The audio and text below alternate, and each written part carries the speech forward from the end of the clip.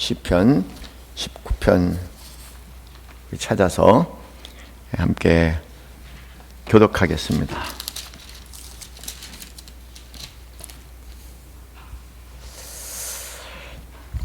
하늘이 하나님의 영광을 선포하고 궁창이 그의 손으로 하신 일을 나타내는도다.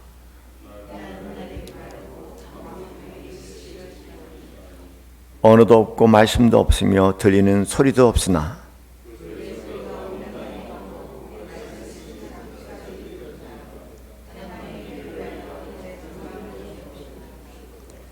해는 그의 신방에서 나오는 신랑 같고 그의 길을 달리기 기뻐하는 장사 같아서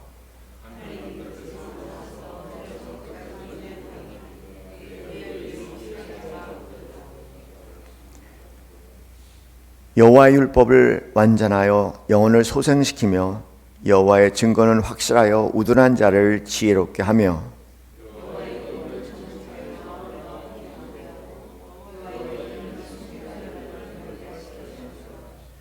여호와를 경외하는 도는 정결하여 영혼까지 이루고 여호와의 법도 진실하여 다 의로우니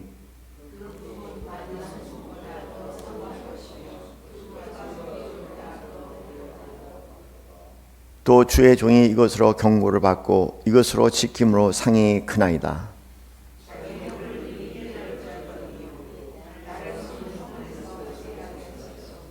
함께 읽겠습니다. 또 주의 종에게 고의로 죄를 짓지 말게 하사 그 죄가 나를 주장하지 못하게 하소서. 그리하면 내가 정직하여 큰 죄가에 벗어나겠나이다. 나의 반석이시여 나의 구속이신 여호와여 내 입의 말과 마음이 묵상이 주님 앞에 연락되기를 원하나이다. 아멘.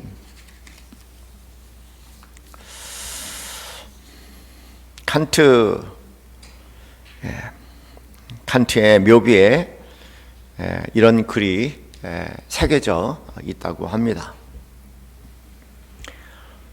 펠피트 올려주시겠어요? 우리 그것에 대해서 자주 그리고 계속해서 숙고하면 숙고할수록 점점 더 새롭고 점점 더 큰 경탄, 두려움과 외경, 경이감으로 마음을 채워오는 두 가지 것이 있다. 그것은 내 위에 별이 빛나는 하늘과 내 안에 도덕의 법칙이다. 이런 글이 새겨져 있습니다. 그런 거 있습니까? 여러분 이제 뭔지 모르게 마음에 그 문장이 들어와서요. 그 문장을 생각하면 생각할수록 참 놀랍다. 정말 놀랍다. 어떻게 이런 생각을 할 수 있었을까? 이런 문장을 써낼 수 있었을까? 그렇게 찬탄을 하게 하는 그런 글들이 있을 겁니다. 그 같은 마음으로 생각하면 생각할수록 본인이 더욱더 두려움에 빠지고 그리고 경이감에 빠지는 두 가지가 있는데 그것은 내 위에 별이 빛나는 하늘, 그렇죠? 내 위에 별이 빛나는 하늘과 내 안에 도덕의 법칙이다. 참 이 표현은 참 놀라운 것 같아요. 사실 이 글은 칸트가 내가 죽을 때 내 묘비에 이렇게 새겨주십시오. 그래서 칸트가 선택한 문장이 아니고요. 칸트라는 사람이 죽고 난 후에 많은 학자들과 그리고 칸트가 오랫동안 살았던 그 마을 사람들이 모여서 이 어려운 칸트 책에 대해서 내용에 대해서 그분들은 잘 이해를 했나 봐요. 어떤 문장을 하나 발췌해서 칸트의 묘비에 삼을까 그랬을 때 선택된 문장이 바로 이 문장이라고 얘기합니다. 생각하면 생각할수록 더욱더 나로 하여금 큰 두려움과 경이감에 빠지게 하는 두 가지가 있는데 하나는 내 위에 별이 빛나는 하늘과 내 안에 도덕의 법칙이다. 이런 이야기를 합니다.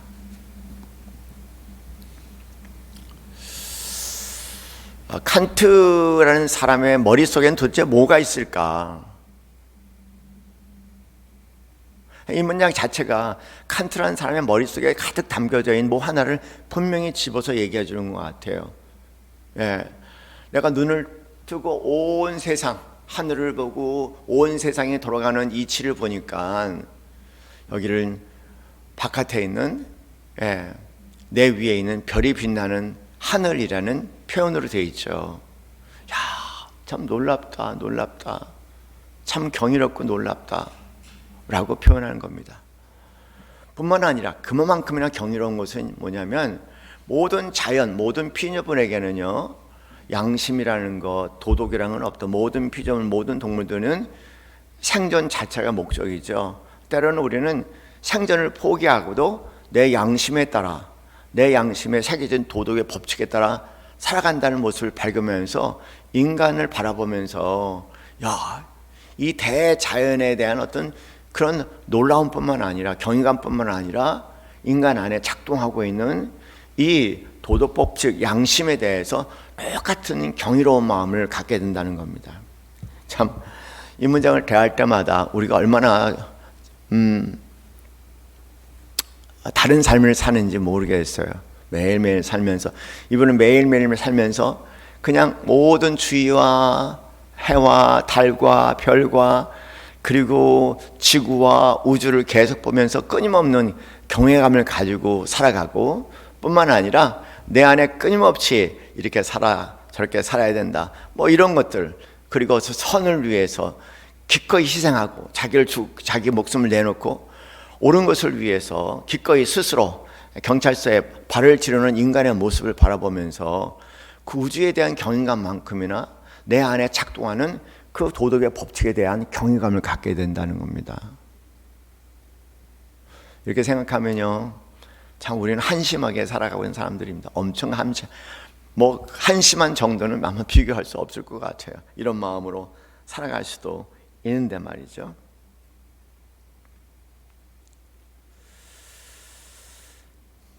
그래서 저는 이 칸트를 생각하면 생각할수록 그의 마음을 가득 채우고 있는 단 한 가지가 있다면 그것은 온 세상에 대한, 인간에 대한, 인간의 내면의 세계에 대한 경이로움이라고 생각합니다.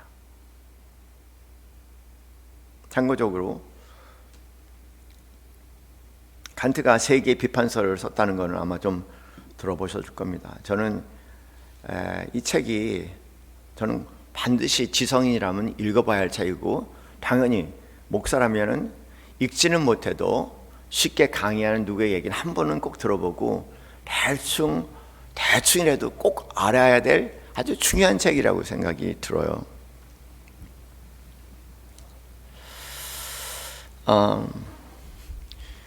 그분이 세 권의 비판서를 썼죠. 하나는 순수 이성 비판이라는 걸 썼고, 두 번째는 실천 이성 비판이라는 걸 썼고, 세 번째는 판단력 비판이라는 책을 썼어요. 여러분, 이 책을 이해하려면 비판이라는 단어를 먼저 이해를 해야 돼요. 우리가 생각하는 비판과 굉장히 다른 단어입니다. 여기 사용되는 비판이라는 단어는 다른 게 아니고 규정하는 거예요. 규정하는 것, 정하는 겁니다.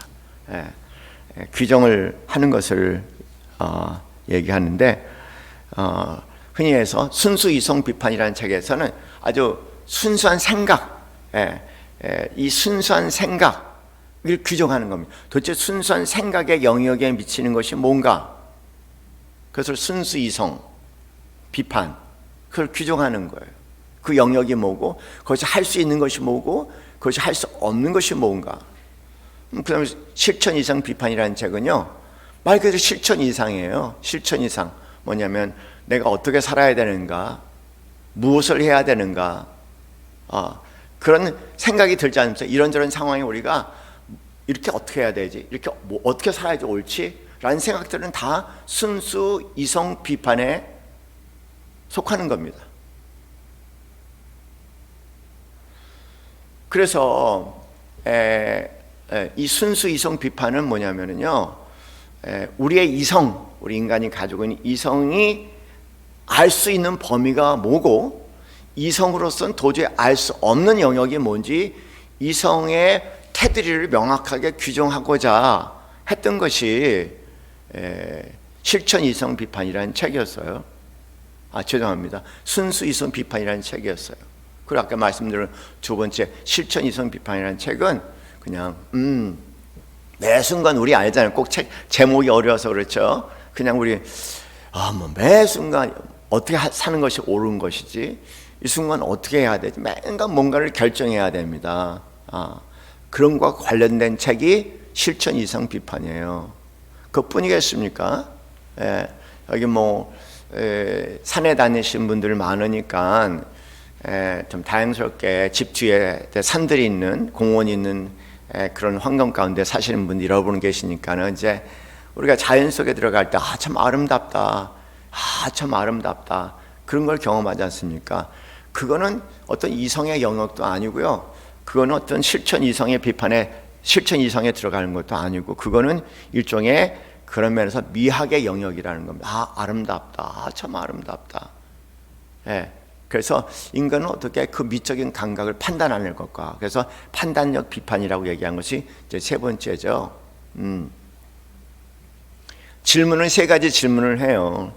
순수 이성 비판의 내용은 우리가 무엇을 알 수 있을까 관련된 내용이고요. 실천 이성 비판은 내가 무엇을 해야 될까의 질문과 관련된 내용이고요. 그리고 마지막에 판단형 비판은 뭐냐면 내가 무엇을 소망할 수 있을까, 무엇을 누릴 수 있을까, 향유할 수 있을까, 이 질문과 관련된 질문인데, 사실 이 질문은 이 책을 이분이 쓰신 이유는 두 가지예요. 현대인들에게 굉장히 중요한 책입니다. 현대 젊은이들에게 너무너무 중요한 책이에요. 왜냐면요,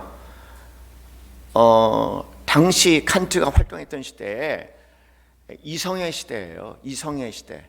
그 이성의 시대에 의해서 기독교가 상상할 수 없을 정도로 쇠퇴하게 됐습니다.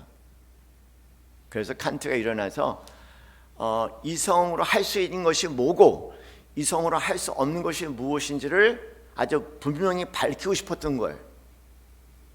그리고 이분의 얘기는 뭐냐면 이성으로는 하나님을 알 수가 없어 라고 규정한 겁니다. 이성이라는 것은요, 우리 눈으로 보이고 그 다음에 경험하는 것들을 이렇게 추려서 이거다라고 얘기할 수 있는 영역인데, 하나님 우리가 생각하는 것처럼 그런 가시지고 경험할 수 있는 그런 대상이 아니라는 거예요. 그래서 이성으로 아무리 생각해도 하나님을 알 수 없는데, 너희들은 그 하나님을 이성이라는 걸 가지고 알려고 하고 규정하려고 하니까 당신들은 그렇게 해서 하나님을 알 수가 없어. 이 얘기는 현대인들이 다 들어야 돼요. 생각 많은 사람들이 들어야 돼요. 공부 많이 하는 사람들이 들어야 돼요. 맨날 공부하고 이거 보고 저거 보고 뭐 철학적인 거 보고 저거 보고 난 다음에 하나님을 알 수 있다고 생각하시는 분들, 오늘 현대인들이 굉장히 많거든요. 그렇게 하나님을 알 수 없다고 칸트는 확연하게 규정하는 거예요. 그런데 하나님을 알 수 있는 길이 있긴 있다고 얘기합니다. 그건 뭐냐면 그런 사변과 이성을 통해서 하나님을 알 수 있는 것이 아니라 내 안에 작동하고 있는 양심, 내 안에 작동하고 있는 도덕의 법칙을 가만히 들어보면 도대체 이거는 어디서 온 거냐는 거죠. 모든 피조물이 그렇다고 얘기할 수 있겠는데, 오직 인간만 그것을 가지고 있다는 것이 너무 귀하고 신기해서 이건 도대체 어디 온 거라고 생각할 때 하나님이 계시다고 추정할 수밖에 없다고 결론을 내리는 거예요. 이성으로 하나님을 얘기할 수 있는 것이 아니라 그런 면에서 윤리와 도덕으로 우리는 하나님이 분명히 계시다는 것을 확인해야 된다. 뿐만 아니라 인간을 보면은요, 동물들에게는 미적 감각이 없다는 거예요. 개가 산을 보고 자연을 보고 아름답고 감탄하고 시를 쓰고 글을 쓰는 건 아니잖아요, 개가. 그런데 인간은 그 미적 감각이 있다는 건, 너무 신기한 미적 감각이 있다는 겁니다. 경외감을 갖고, 그냥 그 경외감을 갖고요, 두렵고 떨리는 마음과 경외감을 갖고 자연을 바라보고, 큰 대자연 앞에서 동물들은 전혀 느끼지 못하는 대자연 앞에서 여러분 압도되어서 그 앞에 그 거대함에 대해서, 거대한 밤하늘의 별들을 바라보면서 상대적으로 아주 작고 왜소한 자기의 모습을 바라보면서요, 그런 일종의 말로 표현할 수 없는 경외감을 갖게 되는데, 그것을 바라볼 때 인간은 그 안에서 하나님을 알 수가 있다는 거예요. 하나님이 계시다는 것을 알 수가 있다는 거죠. 그렇게 하나님 계시다는 것을 그가 증명하려고 그 시대에 맞게 세 권의 책을 써냈습니다. 오늘 본문을 저희가 읽었어요. 오늘 본문 읽었는데 오늘 본문도 딱 그 얘기예요. 보면은 오늘 본문 보면 19장 1절부터 6절까지의 말씀은요, 자연의 법칙을 얘기하는 겁니다. 자연이 돌아가고 자연이 움직이는 걸 보니까는 너무 두렵고 그리고 경이롭다, 그 얘기잖아요. 예? 여기 지금 다 하는 얘기들이 그 얘기입니다. 어떻게 이럴 수가 있느냐.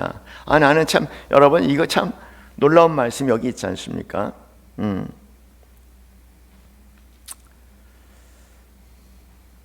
2절 말씀에 날은 날에게 말하고, 이 날은 날에게 말하고 밤은 밤에게 지식을 전하니 언어도 없고, 그렇죠? 이 표현이 놀라운 표현.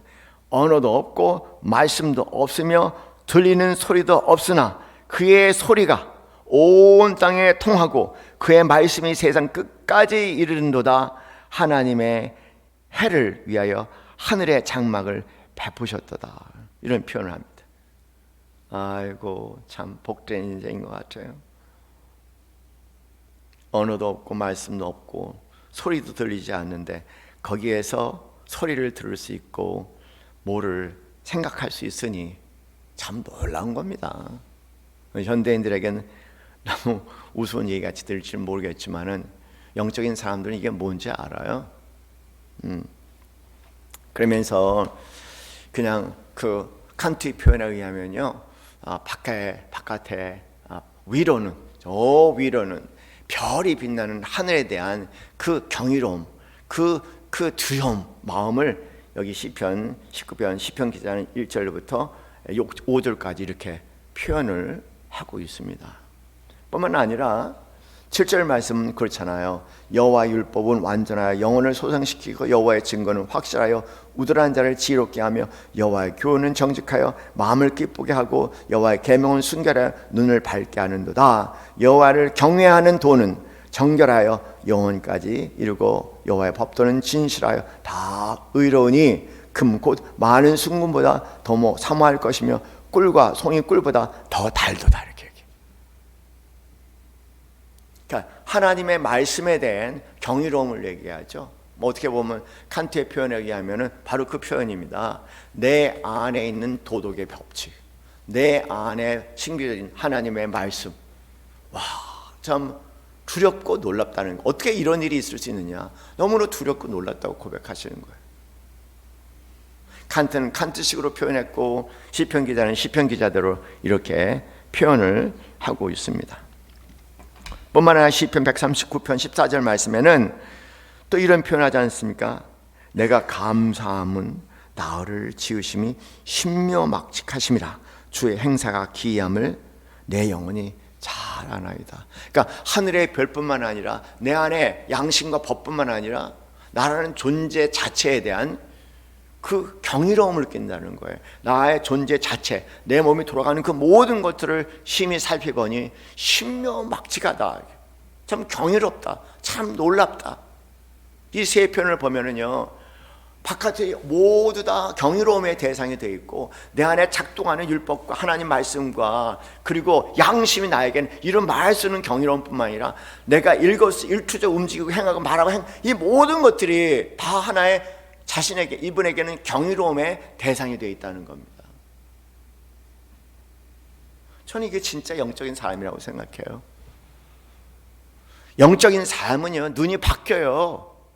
영적인 것은요, 평이롭고 단조로운 것들이요, 온통 신비하고 놀라운 경이로움으로 바라보는 눈길이 되죠.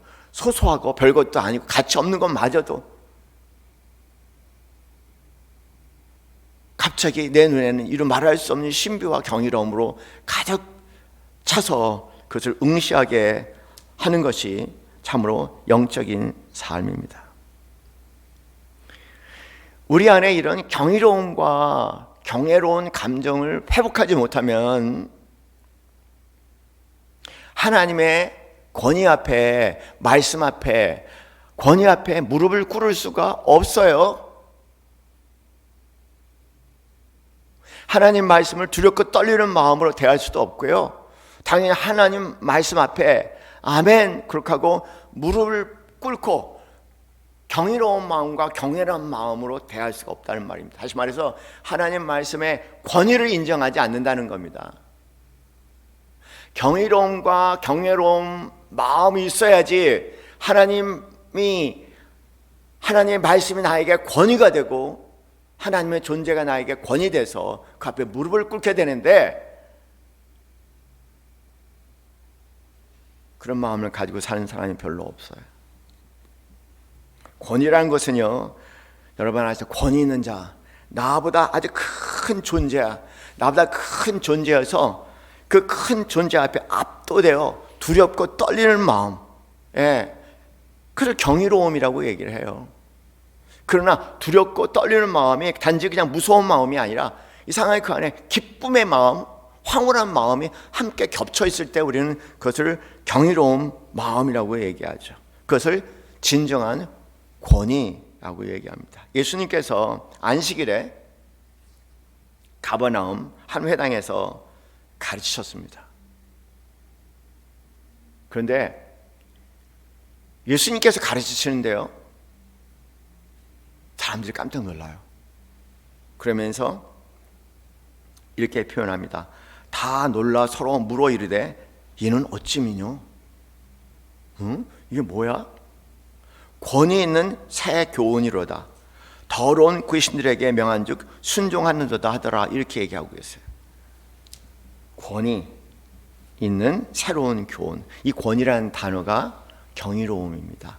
두렵고 떨리는 마음을, 그러나 또 한편으로 단지 두렵고 떨리는 마음이 아니라 큰 우주 앞에 선자와 같은, 대자연 앞에 선자 같은 두렵고 떨리는 마음 안에 이런 말할 수 없는 기쁨과 그리고 황홀함이 담겨져 있는 이중적인 표현을 가지고 있어요. 여기가. 그래서 여기 본문의 말씀에 놀랍다, 이게 와 놀랍다, 경이롭다, 와 경외감을 갖게 한다, 두렵고 떨리는 마음이다.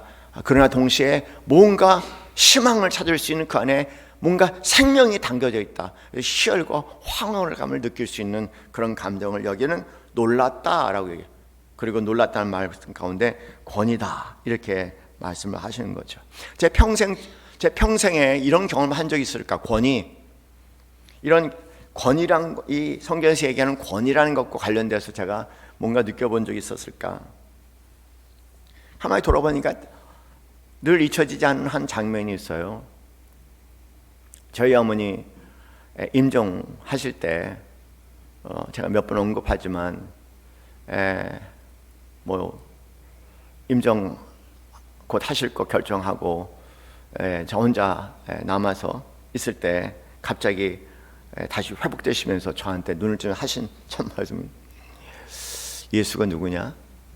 예수는 사람이 아니야. 예수는 하나님이야. 그래서 제가 아무 말을 못 하겠더라고요. 아무 말을 못 하겠어요.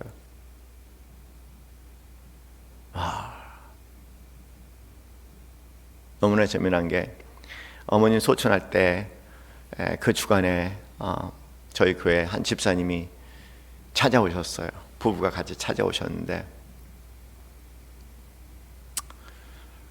아내 되신 분이 저희 어머님을 보고, 권사님 우리 남편에게 한마디 꼭 해달라고 부탁을 하더라고요.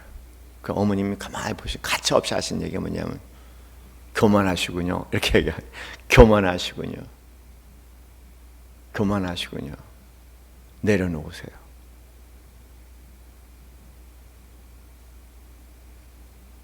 근데 아무 말을 못해요.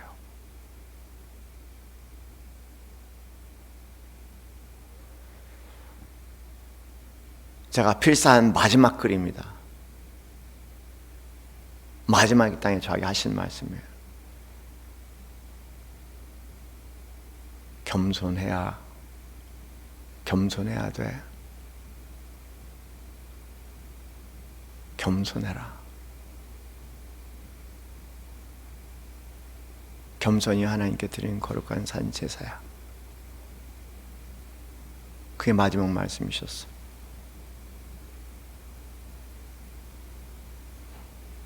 네. 네.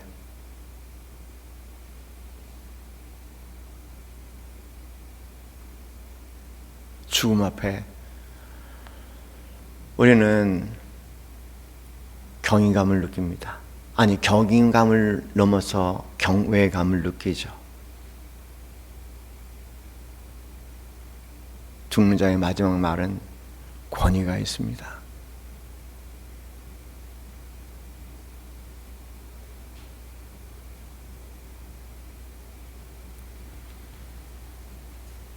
오늘 현대인들이, 현대 그리스도인들이 정말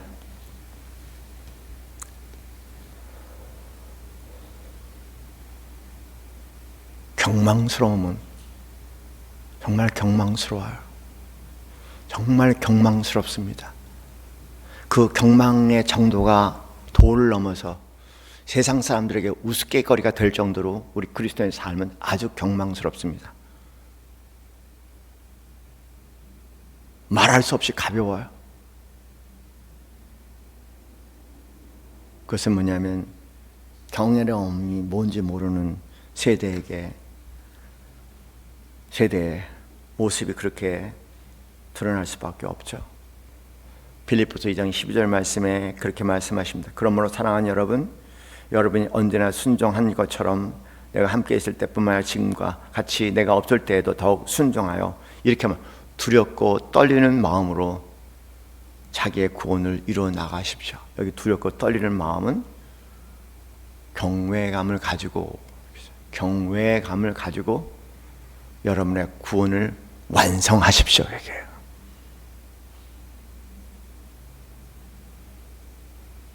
경외감을 가지고 여러분의 구원을 완성하십시오. 하늘의 경외감, 내 자신의 경외감,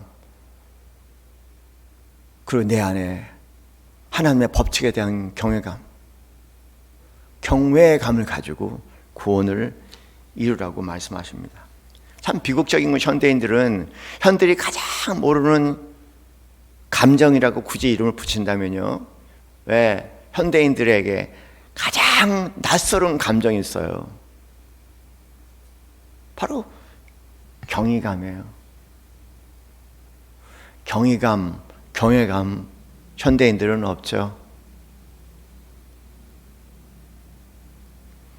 인간이 만드는 인간 문화에 갇혀 사는 인간들, 자연을 상실한 인간들에게 그 인간들이 어디에서 이런 경외감과 경외감을 양육할 수 있겠습니까?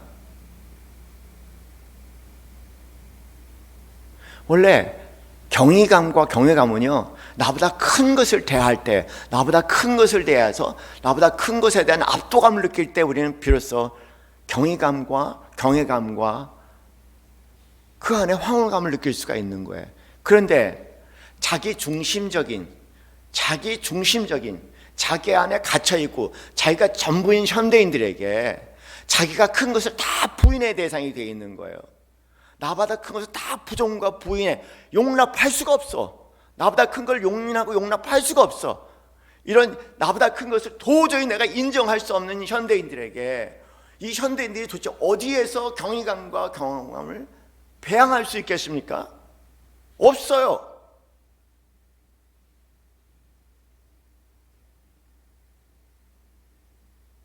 이런 토양에서 자라나는 그리스도인의 삶이 도대체 어떤 모습일 수 있을까? 여러분 생각해 보세요. 참 불경해요. 뭐를 해도 불경해. 뭐를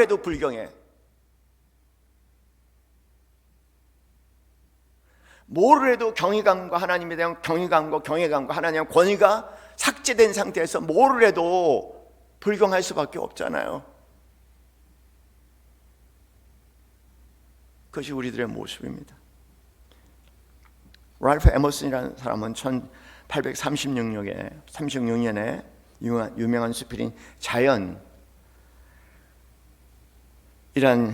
책에서 이런 글을 썼습니다. 올려주시겠어요? 우리 함께 제가 읽을 테니까 여러분 눈으로 한번 보시죠. 예.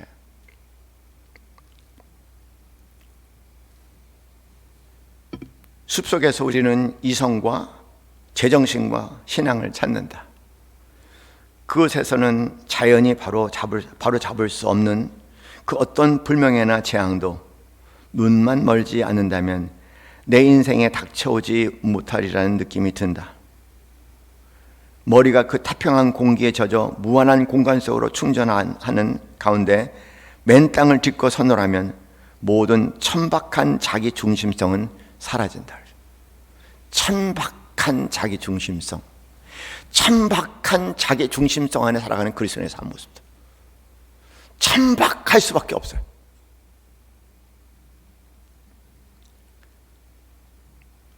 나는 투명한 눈알이 된다. 나는 아무것도 아닌 존재다. 나는 무엇을 본다? 우주적 존재의 흐름이 내 안을 순환한다. 나는 하나님의 일부여 그를 구성하는 티끌이다. 그리고 나면 가장 가까운 친구 이름도 낯설고 비본질적인 것처럼 들린다. 누군가의 형제가 되고 지인이 되고 주인 혹은 하인이 되는 것이 하찮고 거창스러워진다. 나는 틀 아래 갇히지 않은 불멸의 아름다움을 사랑한다. 참 신비한 표현이죠.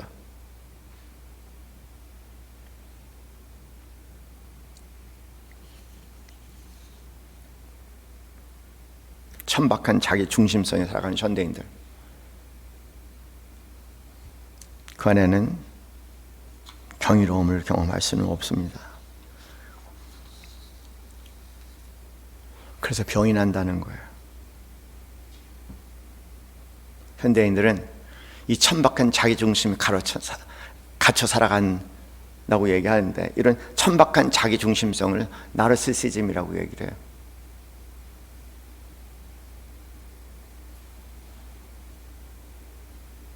데커 캘트라는 캘리포니아 대학, UC 캘리포니아 대학의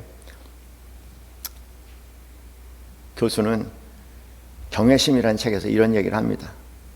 나르시즘은 우리 시야를, 나르시즘이라는 것은, 천박한 자기 중심성은 우리 시야를 점점 좁혀 타인에게 무신경하게 만들며 공격성, 인종차별, 괴롭힘, 일상적인 무례한 행동들을 촉발할 수 있다. 그뿐만 아니라 이러한 적개심은 자기를 향하기도 해서 우울, 불안, 신체상 왜곡, 자해, 약물남용, 섭식 장애 같은 문제에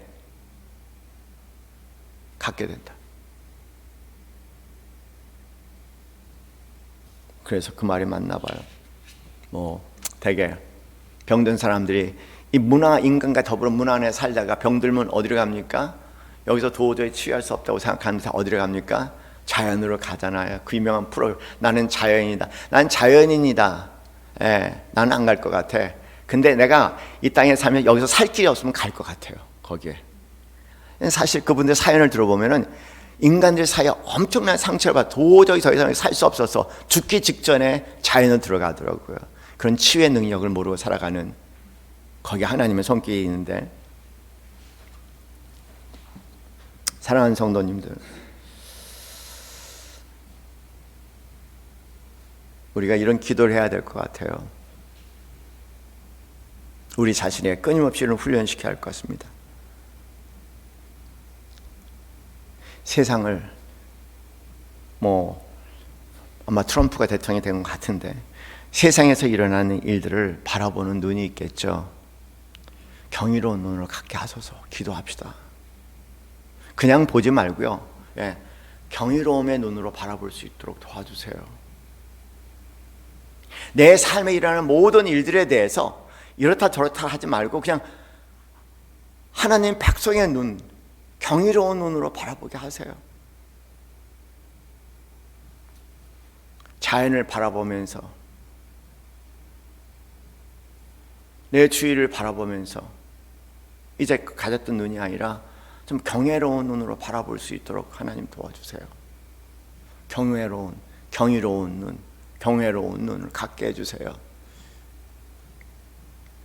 이웃을 바라보면서, 낯선 이들을 바라보면서, 어린이를 바라보면서, 노인네를 바라보면서 한 살아온 내 인생의 한 과정을 바라보면서 이렇다 저렇다 말하지 말고 경이로운 눈으로 바라볼 수 있도록 도와주세요.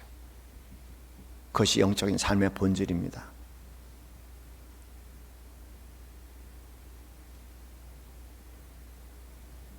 여러분이 사시면서 여러분의 인생을 바라보면서 참 놀랍다, 참 신기하다, 참 경이롭다, 내가 거기서 인생이 끝날 수도 있었었는데 줄줄이 이어서 여기까지 왔구나, 나에게 주어진 삶보다 지금의 삶을 돌아보면서 야, 참 신기하다, 신기하다. 그렇다면 여러분 약간의 그리스도인일 거예요. 약간의 그리스도인. 그러나 그것이 확장이 돼서 너의 인생을 내가 경이로운 눈길로 바라볼 수 있고 세상에서 일어나는 진행되는 모든 일들을 하나님 말씀에 비추어서 경이롭게 바라볼 수 있다면 우리는 진정 신앙인의 삶을 살게 될 겁니다. 몇 주간 계속 저는 사실 판단력 중지에 대한 말씀을 드리고 있어요.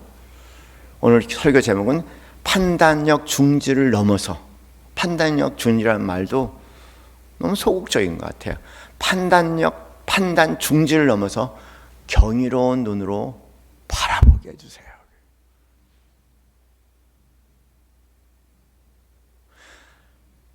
철학자의 목표는 판단력 중지의 눈으로 바라보게 해주시옵소서라는 소원을 가질지는 모르겠지만 우리 그리스도는 그건 아니죠. 판단 중지를 넘어 경이로운 눈으로 온 세상을 바라보게 해주십시오. 만일 이런 경이로운 눈으로 우리가 세상을 바라보지 못한다면 어떤 눈으로 바라볼까? 끊임없이 나를 기준으로 해서, 말 그대로 천박한 자기중심주의, 나를 기준으로 해서, 나를 기준으로 해서 모든 것을 판단하고 재단하고 조종하고 통제하려는 사람 아니겠습니까? 종교인들은 그럴 수 있어요. 종교인들은요, 자기가 살지도 못하는 하나님 말씀을 가지고 마치 자기가 사는 것처럼 거짓적으로 사람들을 바라보면서 끊임없이 판단하고 재단할 수 있겠죠. 그리고 끊임없이 조종하고 통제할 수 있겠죠. 대표적인 사람 목사일 수도 있겠죠. 그러니까 진적으로 하나님의 영을 받은 사람들은 그렇게 살지 않습니다. 하나님의 영을 받은 사람들은 모든 것에 하나님을 인정하죠. 내 삶에, 당신의 삶에, 우리 주위에 일어나는 모든 일에서 하나님을 인정하면서 열린 마음으로, 경이로움으로, 경외의 마음으로 다가갈 겁니다.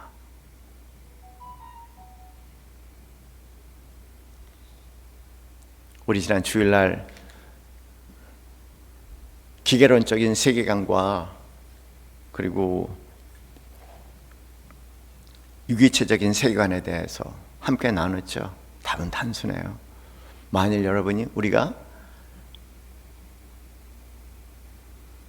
유기적인 세계관을 가지고 있다면 열린 마음으로, 경이로움으로 그 안에 하나님이 하시는 일을 바라보면서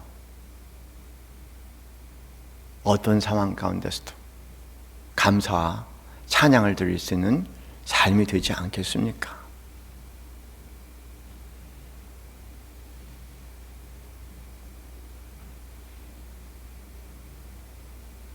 기도합시다. 기도합시다.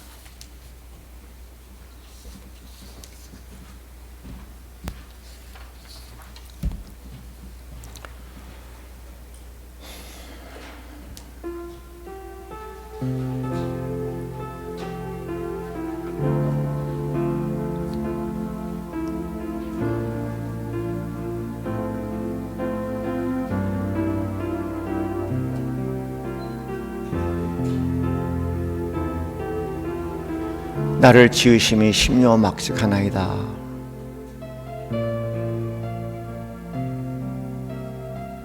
너를 지으심이 심려막직합니다. 나이다.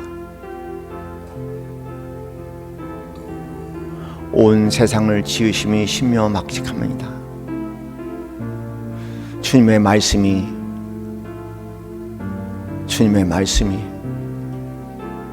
신묘막측하나이다.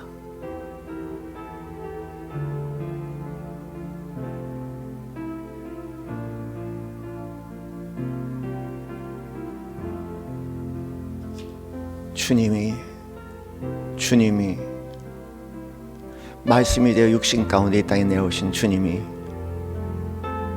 신묘막측하나이다.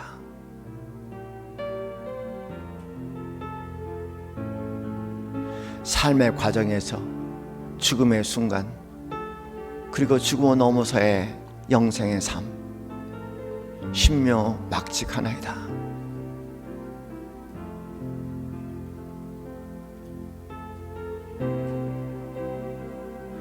이해할 수 없는 많은 일들,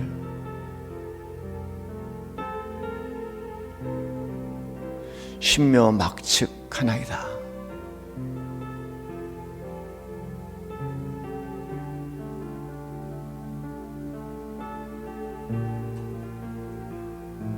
존재의 모든 구석구석에 존재 자체와 그 존재 안에 일어나는, 존재 바깥에 행해지는 모든 것들을 향하여 경이로운 마음으로 다가가게 하시고,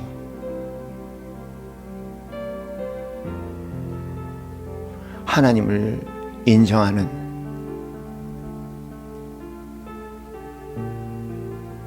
명목상의 그리스도인이 아니라 참된 그리스도인이 되게 하여 주시옵소서. 아내가 남편을 바라보고, 남편이 아내를 바라보고, 부모가 자식을, 자식이 부모를 바라보면, 경이로운 눈으로 바라본다면,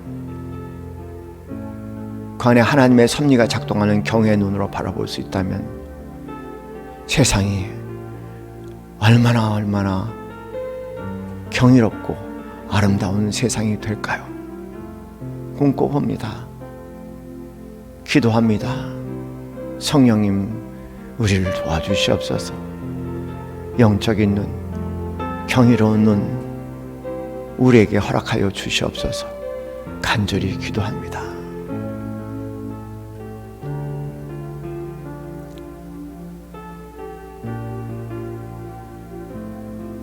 속된 것들,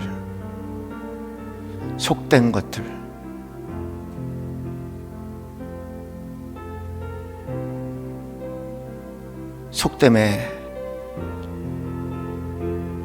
어지러움 속에 살아가는 불쌍한 것들, 주여 우리에게 자비와 긍휼을 베풀어 주셔서 경이로움에 주님 허락하신 그 눈길을 향하여 걸어가게 하시고, 그 길에 주님의 축복을 누린 자들 되게 하여 주시옵소서.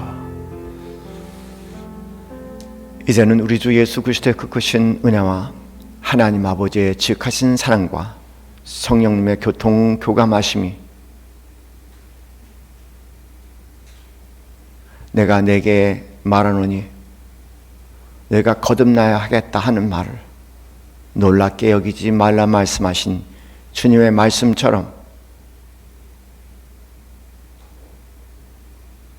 경이로움으로 거듭나기 소원하는 이 자리에 있는 사랑하는 모든 성도들 머리 위에 지금부터 영원까지 함께 있기를 간절히 축원하옵나이다.